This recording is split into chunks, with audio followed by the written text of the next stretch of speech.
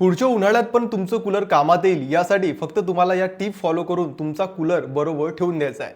सर्वात पहिली टिप म्हणजे की कूलर काढत असताना तुम्हाला ते पूर्ण कूलर सुकू द्यायचं आहे. म्हणजे त्या कूलरमधील सर्व पाणी तुम्हाला बाहेर काढायचं आहे. दुसरी महत्त्वाची टिप म्हणजे की तुमच्या कूलरमधील गवत किंवा हनीकॉम्ब पॅड जास्तच खराब झाले असतील तर ते तुम्हाला काढून टाकायचे आहे. आणि तुमच्या कूलरमधील हनीकॉम्ब पॅड्स किंवा गवत जास्त खराब झालेले नसेल तर ते तुम्हाला साफ करून ठेवायचं आहे. तिसरी महत्त्वाची टिप म्हणजे की कूलर ठेवत असताना तुम्हाला ते कूलर 2 ते 3 दिवस बाहेर पूर्णपणे सुकू द्यायचं आहे. असं केल्याने तुमचं कूलर पुढच्या वर्षी सुद्धा तुमच्या कामात येणार आहे. चौथी महत्त्वाची टिप म्हणजे की कूलर ठेवत असताना त्यातील तुम्हाला वायरिंग एकदा नक्की चेक करायची आहे. आणि जर तुमची वायरिंग खराब असेल तर ते वायरिंग तुम्हाला बरोबर करून तुमचं कूलर ठेवून द्यायचं आहे.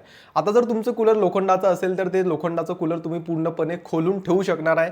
आणि यासोबत जर तुमचं कूलर प्लास्टिकचं असेल तर तुम्हाला ते कूलर प्लास्टिकमध्ये किंवा कपड्यामध्ये ठेवून द्यायचं आहे. असं केल्याने तुमचं प्लास्टिकचं किंवा लोखंडाचं कूलर पुढच्या उन्हाळ्यामध्ये सुद्धा तुमच्या कामी येणार आहे. त्यामुळे तुमच्या घरी अजूनही कूलर चालू आहे की तुम्ही कूलर ठेवून दिला आहे हे कमेंट करून नक्की सांगा. आणि महत्त्वाची माहिती जास्तीत जास्त शेअर करायला विसरू नका.